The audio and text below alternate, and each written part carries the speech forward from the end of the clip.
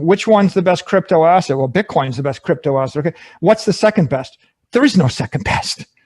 There's no second best crypto asset. There's a crypto asset. It's called Bitcoin, right?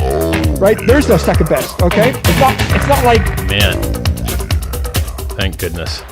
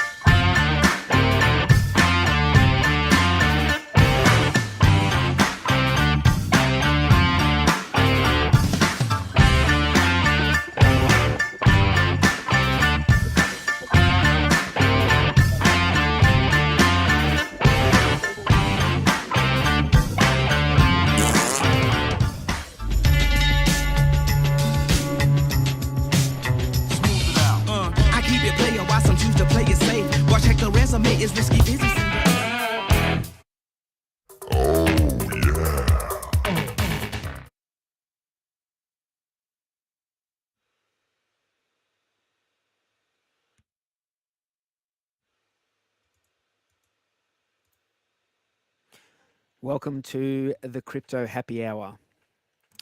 What's happening, people? It's a Friday afternoon in Australia, and the regulars, Dozza and Hex Enthusiast, True Blue, are nowhere to be seen. So the weight of this live stream falls onto my shoulders. What's happening, guys? First of all, can someone tell me whether you can even hear me? I can see the bull's mouth is moving, but can you guys hear me? That's the first step. I don't want to sit here and talk and then find out that no one can hear a word that I'm saying.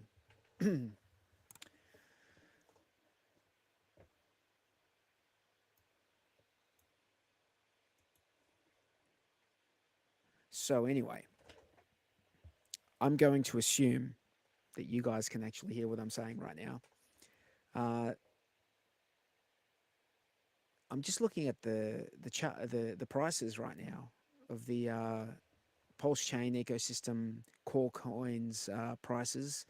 I can see there's been a little bit of green over the last 24 hours, which is definitely a good thing. Audio not loud enough. How about this? Is that better? Bit louder now? Maybe I can go and make some changes. Audio.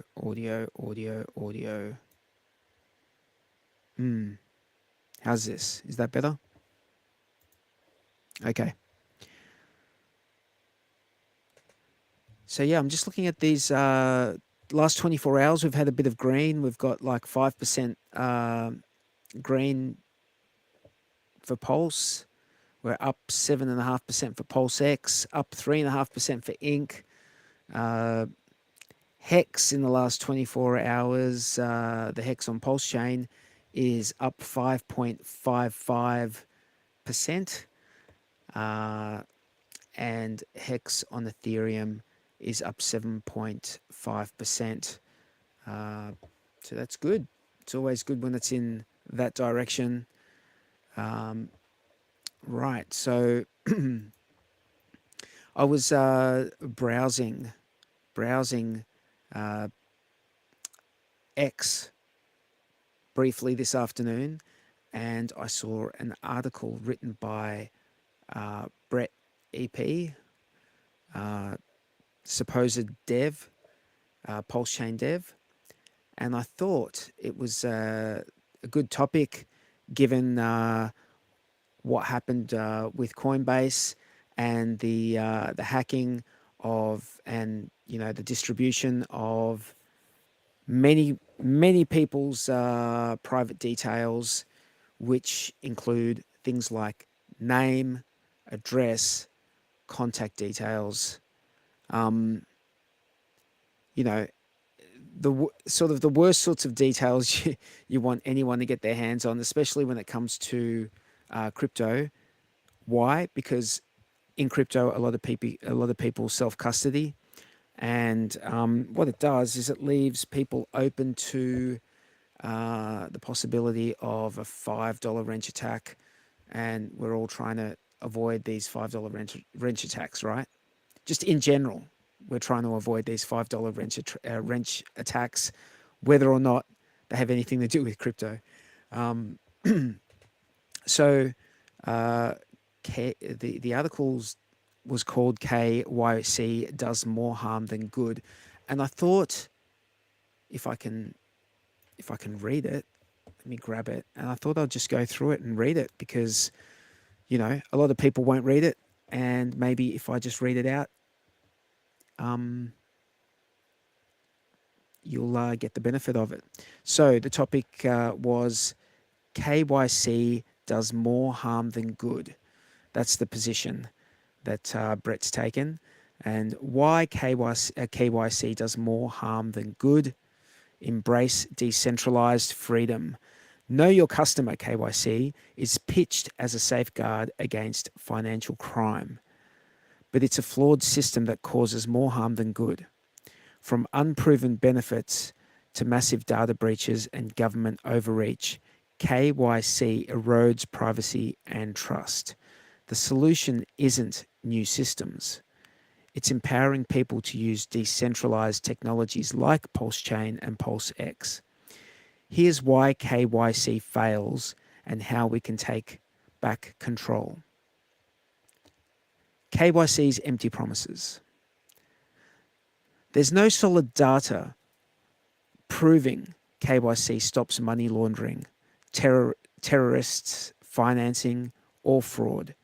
Studies show anti-money laundering (AML) policies, including KYC, have less than a 0.1% impact on criminal finances, with compliance costs dwarfing recovered funds.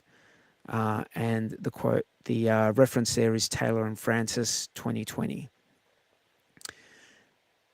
Without clear evidence on who it protects or how it works, KYC feels like a hollow mandate. If it worked, why do financial crimes persist? A hacker's jackpot.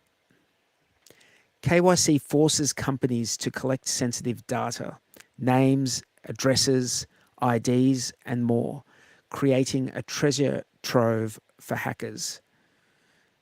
Recent breaches expose the danger. Coinbase, February 2025. Hackers stole names, addresses, phone numbers, emails, masked social security numbers, bank details, and government ID images. And that's a reference from the Coinbase blog. They call it protecting customers, yet tech support had access to all this data and lost it. Why? There was a MobiQuick data leak in 2021, labeled the largest KYC data leak in history. 8.2 terabytes of data, including passports, hit the dark web. And that's a reference from Bitcoin Magazine. Binance 2019, 10,000 plus KYC photos stolen, with hackers demanding 3.5 million in Bitcoin. Reference from Cointelegraph. These aren't exceptions. They're proof KYC data is a liability, enabling attacks rather than preventing them. Privacy under siege. KYC demands intrusive details, government IDs, biometrics, financial histories. This violates your right to trade assets, crypto, cards, or anything without government oversight. It's not just about compliance, it's about surveillance. KYC data can be misused, sold, or exposed, eroding trust. You shouldn't need to surrender your privacy to participate in markets. Fear tactics, not protection. Governments push KYC using fear of scams, terrorism, and crime, but it doesn't deliver. Financial crimes continue, often fueled by stolen KYC data. The real motive, tracking and taxing your assets, even non-taxable ones. KYC is a tool for control, masking corruption and wasteful spending by lawmakers. It's not about safety, it's about revenue.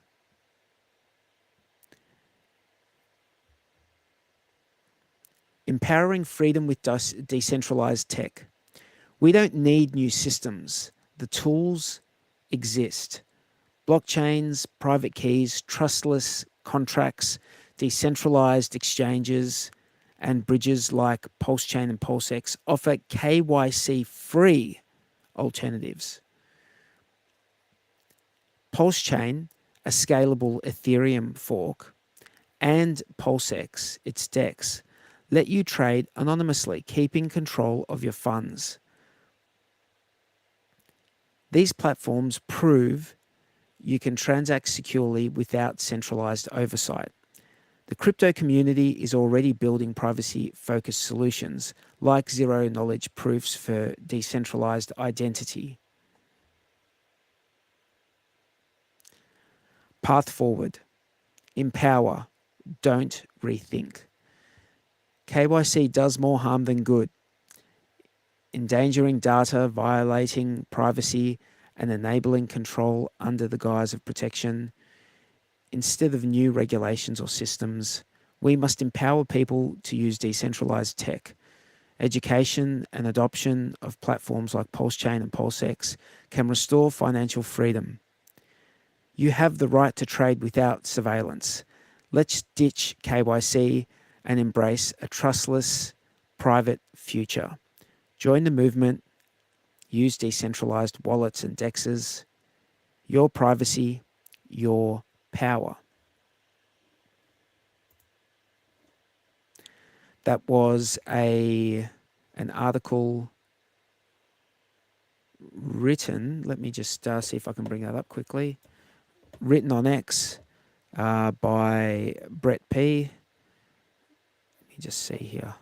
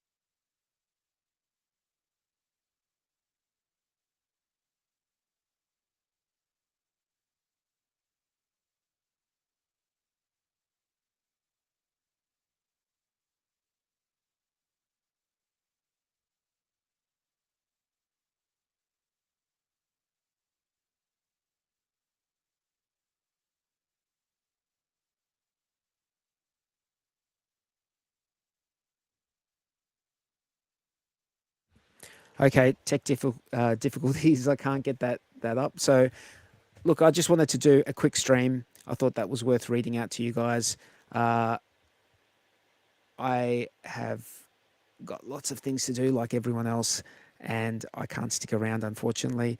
But thanks for coming along. Short but sweet. Go onto X and maybe share that article by Brett EP. I think it's a worthy thing to be sharing, because I often ask myself, and as I'm sure you guys do, why am I giving over this data? Why am I giving over this data? And there are some tools that you can use.